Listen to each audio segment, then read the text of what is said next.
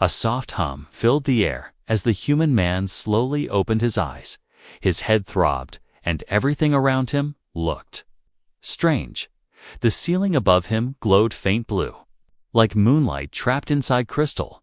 He blinked, trying to focus, trying to remember, but his mind was empty. He sat up, but his muscles felt weak, like they hadn't moved in a long time. The bed beneath him was smooth and soft, but not made of anything he knew. It wasn't earth cotton or any kind of metal.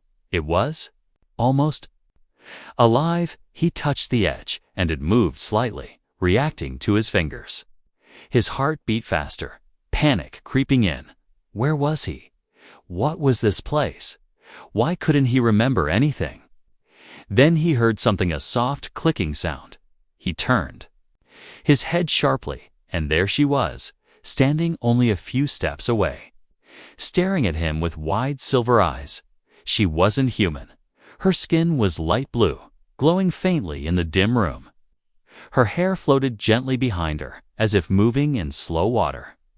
She wore a white robe with golden lines running through it, and around her neck was a small device blinking softly. They stared at each other, not speaking. He didn't know what to say. He didn't even know if she could understand him, but she took one step closer. Her head tilting curiously, she held a glowing orb in her hand and pointed it at him. The orb blinked green, and then a soft voice came out. It was her voice, but translated, "Are you awake now?" He opened his mouth, but his throat was dry. He nodded slowly instead. She stepped closer and placed a clear cup in his hand. He looked at the water. It shimmered with tiny lights, but he was too thirsty to care. He drank it all in one breath. Gasping, the girl smiled, her eyes full of curiosity. "You were sleeping for a long time," she said, her voice calm, "longer than the others." Others. He thought. He tried to speak. "Where am I?" The orb struggled to translate, but she seemed to understand anyway. She looked around, then leaned closer and whispered, "Safe, for now." He tried to stand, and she reached out to help him. Her fingers were long and cool, but gentle as he stood. His legs shook, but she supported him with surprising strength. He looked around the room, walls of soft blue light, round shapes, and floating machines. Nothing was familiar, nothing was human, yet she looked at him like he mattered, like he wasn't just a mistake or a burden. Suddenly, a loud chime echoed. Through the room, red lights began flashing along the walls. The alien girl's expression changed, her smile vanished. Replaced by worry, she grabbed his arm and said firmly, "We have to go, now." "Go where?" he asked, his voice still rough. She didn't answer, just pulled him toward a door that slid open on its own. Outside was a hallway filled with soft lights and vines growing along the walls. Everything felt alive, strange and beautiful, but dangerous too. She moved quickly, checking around corners, her grip tight. He didn't know what was happening, but his instincts screamed, "Follow her, trust her," as they ran. He caught glimpses of other strange creatures behind glass, some sleeping, some watching, some just floating in blue water. This place wasn't just a ship, it was a lab, or a zoo, or maybe something worse. They stopped at another door, and she pressed her hand to it. The panel scanned her skin and hissed open, revealing a small, dark room. She pulled him inside and shut the door quickly. The lights inside were low, and the silence returned. He looked at her, breath heavy. "Please, tell me what's happening." She took a deep breath, then finally said, "You are not supposed to be awake yet." He stared at her, confused. "Why?" "Because they will come," she said quietly. "For you." His blood ran cold. The silence between them grew heavy. He looked into her silver eyes and saw something unexpected: fear. But not fear of him, fear for him. She was protecting him from something out there, something that didn't want him alive. The room stayed dark for a few more moments. Only the soft glow from the walls lit her face as she watched him closely. The silence between them was thick, but not empty. It felt like the calm before something terrible. He wanted to ask more questions. But her eyes told him there was no time. She stepped toward the wall and touched a small circle. It lit up under. Her palm and the floor under them shifted slightly. Low hums started beneath their feet. He grabbed the edge of the strange table to stay balanced. The girl said softly, "This is the only way now." He didn't understand, but followed her. The door opened silently into a long corridor, but this one was different. It wasn't clean or glowing like before. The lights flickered. The walls were covered with strange, moss-like material, and the air was warmer, thicker, almost breathing. They walked quickly, but carefully.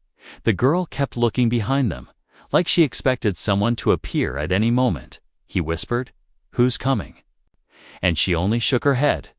"They don't like humans awake," she said, her voice low. "They fear you, and they want you asleep forever." He stopped for a second, trying to understand. But why? "I don't remember anything. I don't know anything." She touched his shoulder and said, "It's not about what you know. It's about what you are."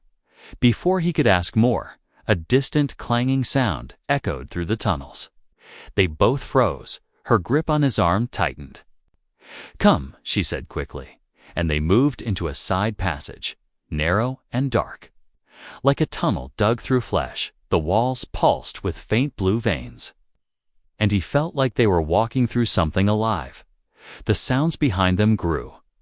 Louder, more metal scraping, voices in a language he didn't understand.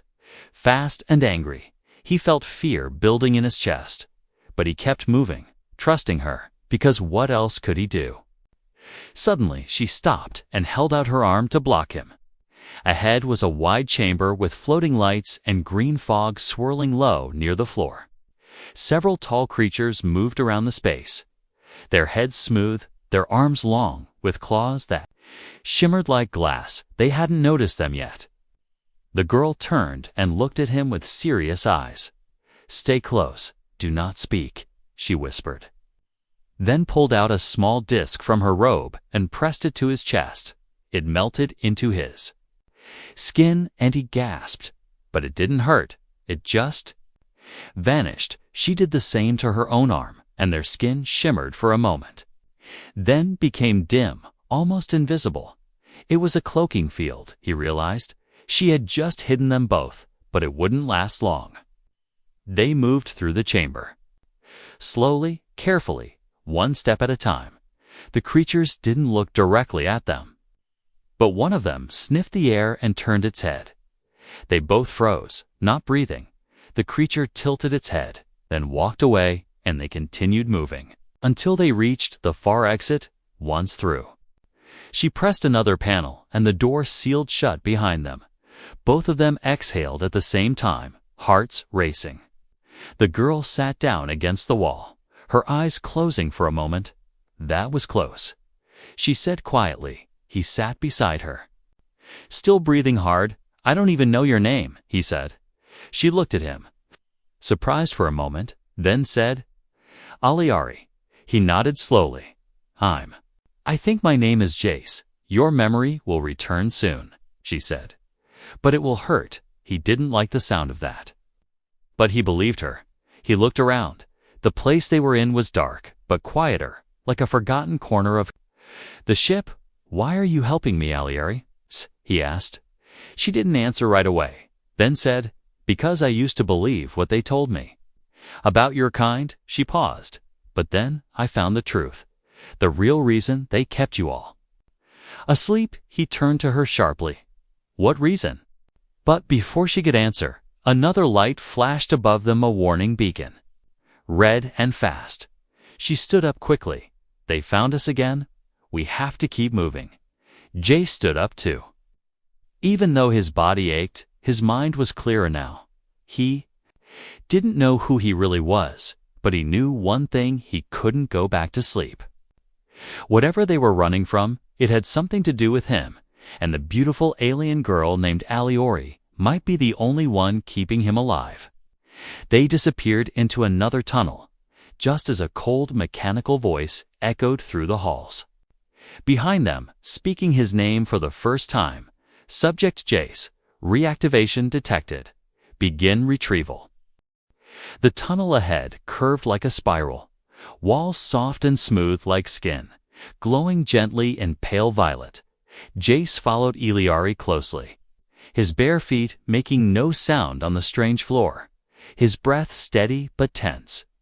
Behind them, the cold voice still echoed, calling for Subject Jace, again and again, like a ghost that refused to die.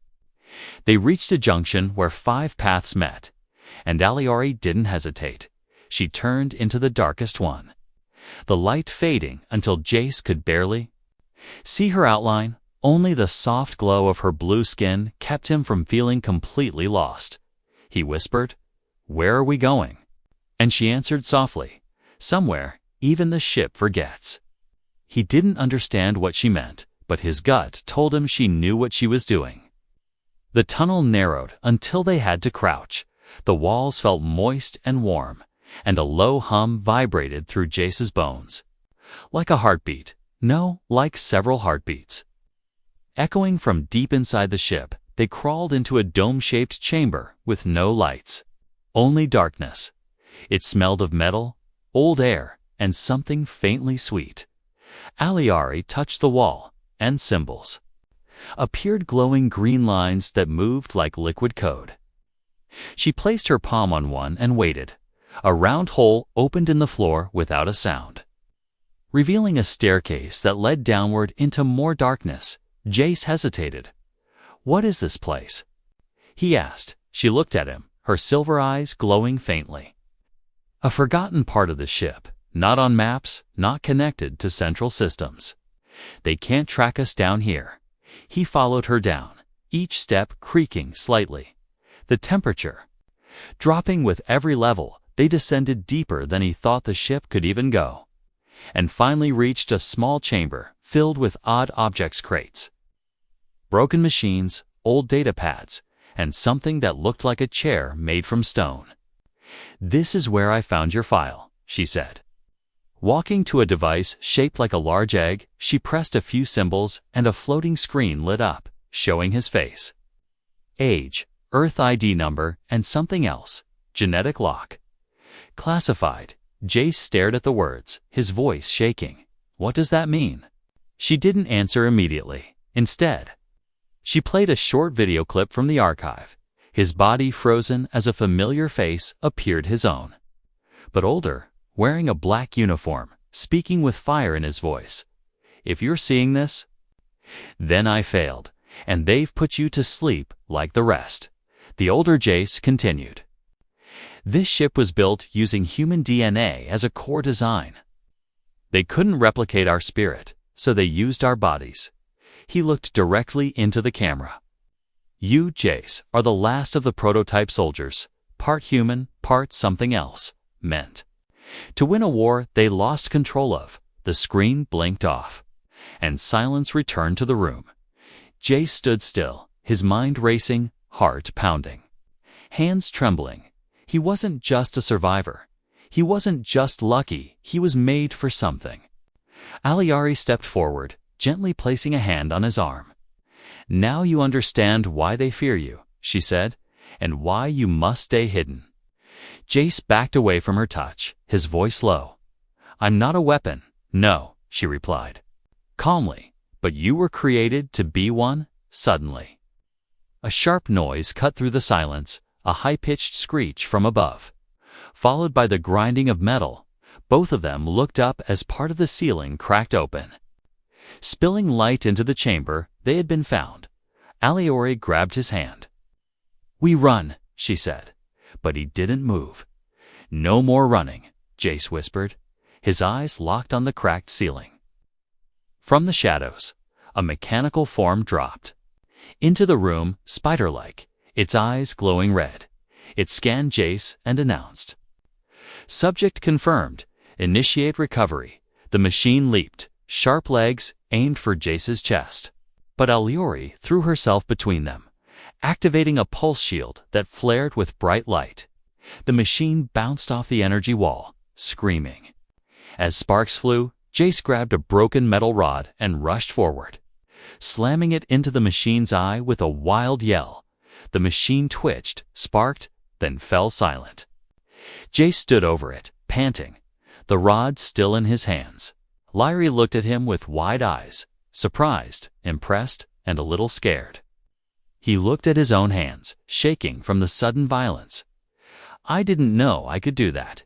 You're remembering," she said softly. "Bit by bit, it's coming back." He sat down, staring at the broken machine. "So what now? Do I keep running until they catch me again?" She shook her head, kneeling beside him. "No. Now we find the others, the ones still asleep." Jace looked at her. "There are more." "Yes," she said, her voice strong, "and we wake them, one by one." The machine's body still crackled with fading energy. Its red eye flickered once, then went dark. The air inside the hidden chamber felt heavier now, not with smoke, but with the weight of truth. Jace stared at the broken parts around him and finally understood he wasn't meant to wake up. Not ever. Aliori stood up slowly, scanning the ceiling where the breach had come from. Her hand hovered near her belt, fingers brushing over a small circular device. "They won't send just one," she whispered. "This was a test. They know you're active now." Jace tightened his grip on the metal rod. But inside, fear crawled again. Not the fear of dying, but the fear of becoming something he didn't understand. He looked around the room at the strange crates and tubes filled with unknown fluids. One had the faint outline of a human face pressed against its glass. Asleep, peaceful, unaware, he moved toward it, wiping away the misty surface. His own reflection stared back at him through the sleeping figure. "Who is this?" he asked. Aliari stepped beside him, her voice low. "Another one like you, kept in stasis, hidden from the world. How many?" he asked. "Hundreds," she replied. "Scattered across different levels of the ship. Most are forgotten. Some were erased from the systems, only this place remembers them." Jace turned toward, her eyes wide. "Then we're not too late." But before she could answer, the ground shook slightly under their feet. Not like an explosion, but like something massive had just docked. The sound of metal groaning through the ship's skeleton made her eyes narrow. "That's not from inside," she said sharply. "Another vessel just linked to us." Jace stepped away from the stasis pod, pulse rising. "Friends of yours?" Aliari didn't smile.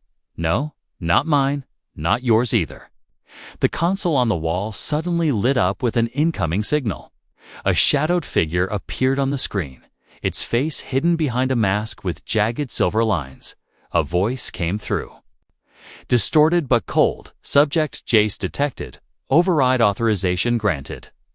All non-essential life forms are now expendable." Jace stared at the screen, feeling his blood turn cold. "They're coming for everyone." Aliari slammed her hand onto the console, breaking the transmission. "We need to move now. They'll wipe this section clean." Before he could react, she pulled a lever on the wall, and the ground beneath them shifted. Part of the floor opened into a circular platform surrounded by a ring of blinking lights. "Elevator," she said. "It's unstable, but fast." They stepped on it, and with a sudden jolt, it dropped into darkness. Wind howled around them as the platform raced down. Strange lights flashed past rooms, storage bays, flickering corridors filled with abandoned equipment. Everything felt like a haunted memory, buried deep inside a sleeping beast. Alieri leaned close. "The lower sectors are older, built by humans long ago before the ship changed hands." Jace looked at her. "You mean humans built this?" "Parts of it," she replied. "Then others took over, added layers, buried the truth under new walls." The platform slowed and finally stopped in front of a wide door with a faded human symbol carved on it, a circle with a flame in the center. Jace reached out, feeling something stir inside him, something that whispered, "Home."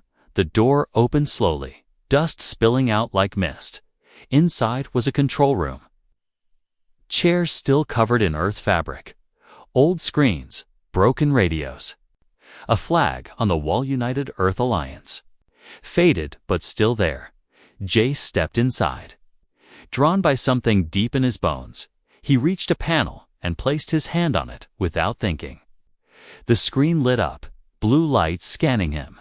Then a soft female voice spoke, "Commander Jace Core. Identity confirmed." Alieri looked at him, stunned. "Commander." Jace backed away, confused.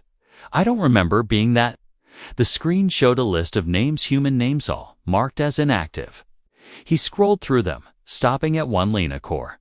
Status, frozen. Location, Secure Pod 0731. My sister, he whispered, the name sparking 1,000 emotions in his chest. "You have family here?" Alieri asked. He nodded slowly. "Or had. I don't know if she's still alive." Then, without warning, alarms blared again, louder this time, closer. The room shook, and dust fell from the ceiling. Alieri turned to him. "They're breaching." From above, they found this room. Jace grabbed a nearby weapon from the wall, an old human rifle with a cracked barrel. He checked the charge, surprisingly still full. He looked at her, fire in his eyes. "We're not running anymore." She stepped beside him, her own weapon ready. "Then, let's make sure they know we're awake." The lights flickered as Jace and Alieri stood side by side in the command room. Ancient dust still floating in the air. The distant sound of cutting tools and echoing metal grew louder above them. The enemy was tearing through the ship's old layers closer with every second. Jace stared at the screen one last time. His sister's name glowing faintly. Frozen, locked somewhere far below. "We need to find her," he said firmly. Alieri nodded, but her eyes didn't leave the ceiling. "If we wait too long, we won't get the chance." He turned to the old control panel and typed slowly, his fingers moving like they had done it before. Buried memories guiding his hands. The screen showed a map, complex, twisted, but one line stood out, glowing red, a path from their level to Pod 0731. "Deep in the cryocore. It's not far," he said, "but we'll have to go through Sector 9. Alieri's face changed, her voice tense. "That part of the ship.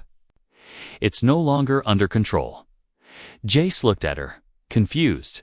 "What do you mean?" She stepped closer, lowering her voice. "The ones kept there weren't just frozen. Some of them woke up wrong, unstable, changed by time, by experiments.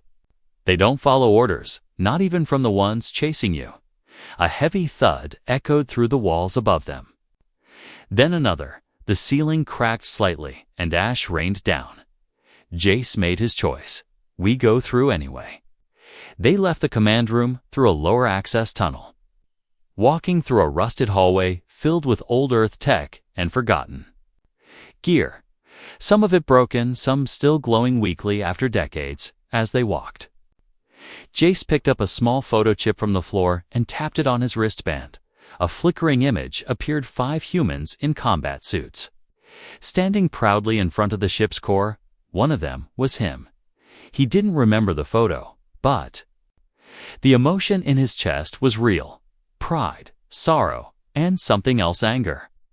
Alieri saw the image, then said quietly, "You were their leader." Jace looked at her. "If I was, then why did we lose everything?" She didn't answer. Maybe she didn't know. Maybe she didn't want to tell him yet. The tunnel narrowed, then opened into a massive chamber, Sector 9. And it was like stepping into a different world. The lights were red and broken, flickering. Shadows danced across the walls. Thick vines grew between machines. And strange breathing noises echoed from above, below, and all around. Cages lined the walls, some open, some still locked, and within them, movement. Alieri grabbed his arm, her voice sharp. "Stay close. Don't speak unless I say." Jace nodded, the tension in his chest growing tight. They moved forward slowly, their steps light. Their eyes searching the dark. From behind one of the cages, a tall figure appeared, human-shaped but twisted, its skin pale and stretched, its eyes glowing faint blue. It stared at Jace for a long time, not attacking, just watching. Another stepped out behind it, and another. They came from all directions. Surrounding them in silence, Jace raised his weapon slowly, but Aliori whispered, "No." She stepped forward and raised her hand in an old human salute. Fingers spread, palm out. "Unit protocol," she said firmly. The figures stopped moving. Some tilted their heads, others blinked slowly. A long pause followed. Then one of them stepped closer, its voice dry and cracked. "Commander Core." Jace froze. "You know me?" The figure nodded. "We were your shadow unit, locked here after failure." Another voice followed. Deeper. "They left us behind. But you're awake now." Aliari watched them all carefully. "They are damaged, but they remember loyalty." Jace looked around at the strange, broken soldiers, half human, half machine, half something else. "Will you help me find my sister?" he asked. The one who spoke nodded again. "If she is one of us, we will follow." Just then, another tremor shook the chamber. The metal above split open, and a swarm of hunter drones descended like spiders on burning legs. "Sharp and fast," Alieri shouted. "Get down!" Jace dropped to the floor as one of the twisted soldiers leaped forward with inhuman speed. Ripping a drone in half with its bare hands, another followed. Then more. The chamber became a blur of light and metal and screams. Alieri fired her pulse weapon with perfect aim. Each shot clean, sharp, precise. Jace covered her back with the human rifle. His hands steady, his eyes locked, and something inside him awakened. He didn't just remember how to fight, he remembered leading. He shouted commands, pointed targets, and the broken unit obeyed without question. Like old programming returning from the grave when the last drone fell, sparks dying in. The red-lit dust, the chamber fell silent again. Only breathing, heavy and tired, remained. Jace looked around at the strange creatures that had once been men. "We move together," he said. "No one left behind." The soldiers bowed their heads in agreement. Alieri stood beside him, a small smile on her face. "You're becoming who you were." Jace looked down the tunnel, toward the cryocore, where his sister still waited. "No," he said softly. "I'm becoming who I need to be now." Asterisk, they moved as one. Jace in front, Aliari at his side, and the broken shadow unit trailing behind like silent ghosts. Each step brought them closer to the cryocore. The air grew colder. The metal under their feet changed from rusted brown to smooth black, polished and untouched by time.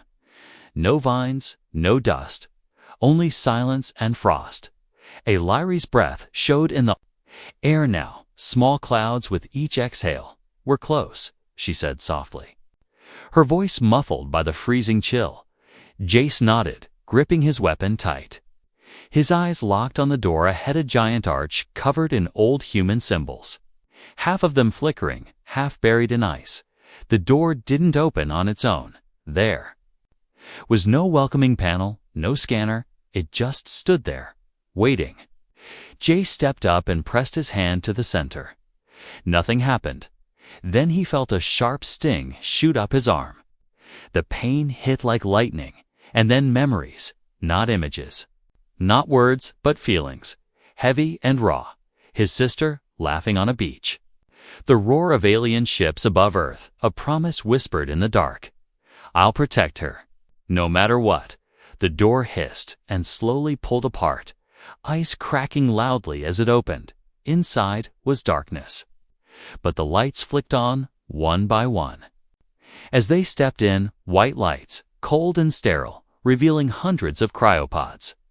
Each one with a human inside, sleeping, untouched, unaged. Jace moved between them like someone in a dream. his eyes scanning each face, and then he saw her. Pod 0731, Alina Core. Status: stable. Her face was soft, peaceful, hair floating slightly.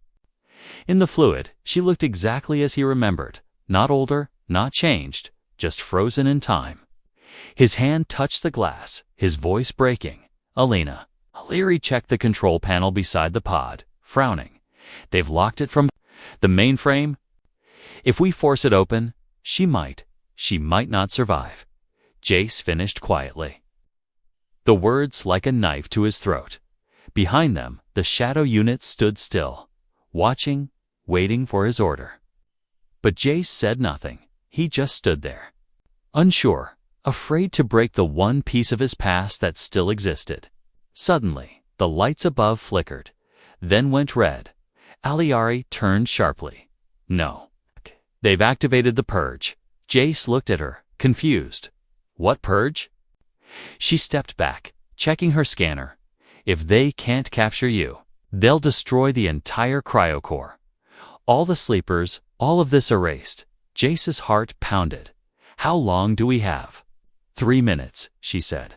Voice tight, maybe less. He looked at his sister's pod, then at the others. Hundreds of them, all waiting. All helpless, he turned to the shadow unit. Can you override the lockdown? One stepped forward, its voice cracked, but strong, with the core key. Yes, Jace spun toward Aliari. Where's the core key? She hesitated, then reached into her suit and pulled out a glowing silver shard. I wasn't supposed to give this to you, she whispered. They gave it to me to guard, not to use. Then why are you giving it to me now? He asked. Because. I saw how you fight, she said, stepping close, and how you protect, not just yourself, but others. Even the broken ones. She placed the key in his hand, her eyes firm. You are human, Jace. And they fear you because you remember who you were meant to be. He didn't speak, he just moved. He slammed the shard into the panel beside Elena's pod. Lights blinked, alarms screamed louder. Then the pod hissed open, the liquid drained. Fast, and her body dropped forward, weak and trembling. He caught her before she hit the floor. Her eyes fluttered open, confused, frightened. Jace. I've got you, he said, tears in his eyes. You're safe now, behind them. More pods began to open, the shadow unit working fast, unlocking rows of sleepers, waking them before the purge hit. But the walls trembled again, and the ceiling split open like a scar. A massive drone descended. All black armor and burning red lights. Unlike the others, this one was different, smarter. Stronger, designed for one thing: eliminate subject Jace. It announced. Jace stood slowly, handing Alina to Aliori. Get her out. But now, he growled. Then faced the machine, weapon in hand. No fear in his eyes, only fury. Only purpose. He stepped forward alone, the drone's targeting beams locking on. Red circles crawling across his chest. The drone fired, and Jace charged. The blast from the drone lit up the chamber like lightning. White and red clashing against shadow and steel. But Jace didn't stop. The beam grazed his shoulder, burning through the fabric of his suit and biting into skin. But he kept moving. Forward, fast, silent, eyes locked on the enemy. He dove under the next blast, rolled across the smooth floor, and came up with the broken rifle raised. One shot to the left sensor, then another. The drone staggered, but didn't fall. Its voice hissed from every wall. Termination is inevitable. Jace growled through clenched teeth. So is resistance. Behind him, Aliari dragged Alina. Behind cover, her hands shaking as she activated a shield bubble around them. Sparks flew as pieces of the ceiling fell. The ship itself was dying, layer by layer. Trying to erase its own sins before truth could spread, the shadow unit engaged, leaping with inhuman strength at the drone. Some were crushed instantly, others held on, tearing at armor, drawing fire away from Jace. sacrificing what was left of their broken bodies. Not for survival, but for him, Jace used the moment, sprinted toward the platform at the center of the chamber, the control node. If he reached it, he could override the purge, stop the system from wiping out the entire cryocore. But he only had seconds. The drone spotted him again, turned its cannon, charged up a full power blast. Aliari screamed his name. Jace, he jumped. The shot missed by inches and hit the wall behind him. The explosion threw him forward, right into the control platform. His ribs cracked against the console. His vision blurred. Blood ran down his face, but he didn't stop. He slammed the core key into the node. The system paused, the alarms stopped, and a voice returned, soft and human. Override accepted. Welcome back, Commander. The red lights across the chamber turned blue. The purge countdown stopped at 6 seconds. The cryopods stopped draining. The destruction halted. But the drone didn't. It screamed like a machine possessed and charged toward him with blades out. Jace pulled himself up, no weapon in hand. Too weak to run, too slow to block, he braced for the strike and saw Aliari leap in from the side. Her own body slamming into the drone, using a pulse grenade she had hidden in her armor. She shoved it into the drone's core and activated it with a single word. For Jace, the blast ripped through the chamber, throwing metal and fire into the air. The drone's body twisted, broke apart, and fell in pieces across the floor. The echo of its death faded into silence. Jace crawled through smoke and fire toward her, found her lying on her back. Burned and breathing hard, you idiot. He whispered, holding her hand. You needed a moment. She said with a weak smile. I gave it. Around them, the first of the sleepers were rising, groggy but alive, one by one. Hundreds of humans opening their eyes after years in darkness. The shadow unit, or what was left of it, stood tall behind them like silent guardians. Alina reached Jace and dropped to her knees beside him, eyes wide with disbelief. You're real? She whispered. He smiled faintly. We both are. Aliari sat up slowly, helped by Jace and Alina, her voice low but clear. They'll come. Again, this wasn't the last of them. Jace nodded, looking around at the reborn army of humanity. Then we'll be ready next time. He turned to the crowd gathering behind him, humans from every region, every rank, once forgotten, now free. This ship was built to bury us, he shouted. But we're still here. We are not their property, not their weapons. We are human. The cryochamber lit up with the sound of fists hitting chests in salute. The old Earth signal passed through the ship like a wave of defiance. Jace looked at Aliari, then at his sister, then at the shadows of his past fading into the lights of something new, a future, a fight, a home, rebuilt from the ruins. He stepped forward, one hand on the railing. Let's take back the stars, he said, and the ship began to move.